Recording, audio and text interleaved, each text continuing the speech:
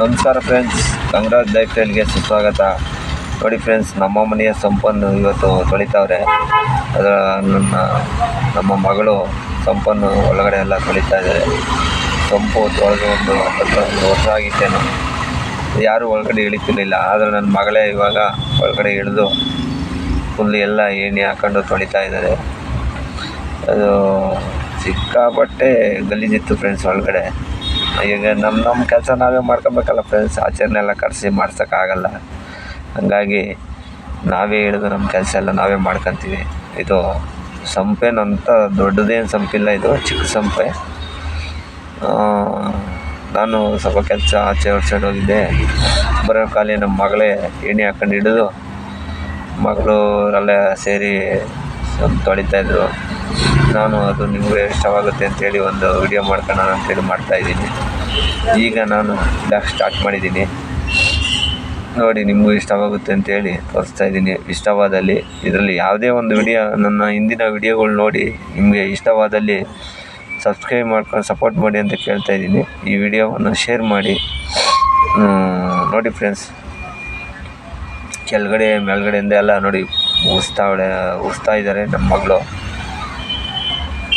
So ಏನಿಲ್ಲ ಅಂದರೆ ಒಂದು 12 ಅಡಿ ಉದ್ದ ಬರ್ಬೋದು ಇದು ಸೊಪ್ಪು. ನೋಡಿ, ಉಸ್ತಾಡ್ಬೇಕು. ಎಲ್ಲ ಬಟ್ಟೆ ಎಲ್ಲ ನೆನೆಸ್ಕೊಂಬಿಟ್ಟು ಉಸ್ತಾರೆ. ಏನು ಮಾಡೋಂಗಿಲ್ಲ, ಯಾಕಂದರೆ ಔಟ್ಸೈಡ್ ಕರೆಸಿ ಮಾಡೋದ್ಬೋದು. ನಾವೇ ಎಲ್ಲ ಮಕ್ಕಳಿಗೆ ಇವಾಗಲಿಂದ ಕೆಲಸಗಳು ಕಲಿಸ್ಕೊಟ್ರೆ ನಾಳೆ ದಿನ ಹೆಲ್ಪ್ ಆಗುತ್ತೆ ಅಂತೇಳಿ ಪ್ರತಿಯೊಂದೊಂದು ಕೆಲಸನೂ ತೋರಿಸ್ಕೊಡ್ತೀನಿ. ಮಾಡಬೇಕು. ಅವರು ಕಷ್ಟ ಸುಖ ಏನನ್ನೋದು ಮಕ್ಕಳಿಗೂ ಗೊತ್ತಾಗಬೇಕು. ಅವಾಗೇ ಲೈಫಲ್ಲಿ ಅವರು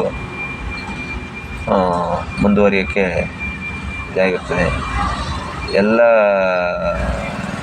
ಈಜಿ ಕೆಲಸನೇ ತೋರಿಸ್ಬಾರ್ದು. ಎಲ್ಲ ಪ್ರತಿಯೊಂದು ಕೆಲಸನೂ ಮಕ್ಕಳಿಗೆ, ಹೆಣ್ಣೆ ಆಗಿರಲಿ ಗಂಡೆ ಆಗಿರಲಿ ಯಾವೇ ಆಗಿರಲಿ, ಪ್ರತಿಯೊಂದು ಕೆಲಸನೂ ತೋರಿಸ್ಬೇಕು ಅವ್ರಿಗೆ. ಆವಾಗ ಮುಂದಿನ ಲೈಫ್ಗೆ ಅವ್ರಿಗೆ ಅವ್ರವ್ರ ಮನೆಗೆ ಹೋದ್ಮೇಲೆ ಅವ್ರಿಗೂ ಚೆನ್ನಾಗಿರುತ್ತೆ ಅಂಥೇಳಿ ಎಲ್ಲ ಕೆಲಸನೂ ಅವ್ರ ಕೈಲೇ ಮಾಡಿಸ್ತೀನಿ ಫ್ರೆಂಡ್ಸ್.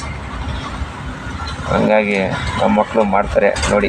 ನಾವು ತೊಳಿಬೇಕಾದ್ರೆ ಬೆಕ್ಕು ಹಂಗೆ ಕೂತಿತ್ತು. ನಾವು ಅದನ್ನೇ ಒಂದು ಫೋಟೋ ತಗೊಂಡು ಬನ್ನಿ ಫ್ರೆಂಡ್ಸ್, ನಮ್ಮ ಕೆಲಸ ಹುಡುಗರಿಗೆ ಎಲ್ಲನೂ ತೋರಿಸ್ಕೊಡ್ಬೇಕಂತೇಳಿ ಎಲ್ಲ ಹುಡುಗರ ಕೈಲೇ ಮಾಡಿಸ್ತೀನಿ ಫ್ರೆಂಡ್ಸ್. ಯಾಕಂದರೆ ಎಲ್ಲ ಅವ್ರಿಗೂ ಪ್ರತಿಯೊಂದು ಗೊತ್ತಾಗಬೇಕು. ಬೆಂಗಳೂರು ಜೀವನ ಯಾವ ರೀತಿ ಇರುತ್ತೆ, ಹಳ್ಳಿ ಜೀವನ ಯಾವ ರೀತಿ ಇರುತ್ತೆ ಅಂತ ಹೇಳಿ ಪ್ರತಿಯೊಂದನ್ನು ಅವ್ರ ಕೈಲೇ ಕೆಲಸ ಮಾಡಿಸ್ತೀನಿ. ಕೆಲಸ ಅಂದರೆ ಮನೆ ಕೆಲಸ ಆಗಲಿ ಪ್ರತಿಯೊಂದು ಹಿಂಗೆ ಹೋಗ್ರಮ್ಮ ಅಂತೇಳಿ ಹೇಳ್ಕೊಡ್ತೀನಿ ಮಕ್ಕಳಿಗೆ.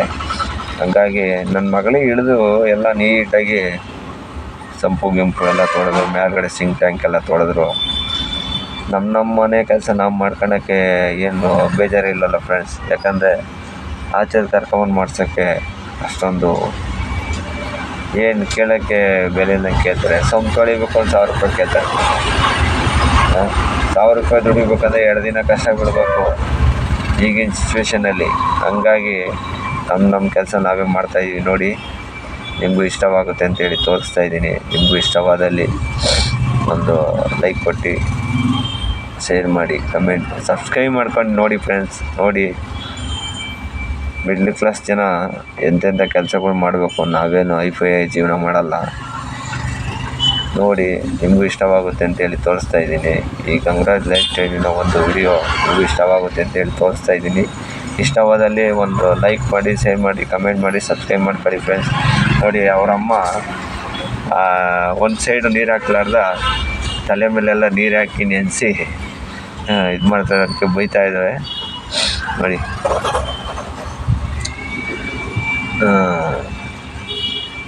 ಇವತ್ತಿನ ವಿಡಿಯೋ ಈ ರೀತಿ ಇದೆ ನೋಡಿ.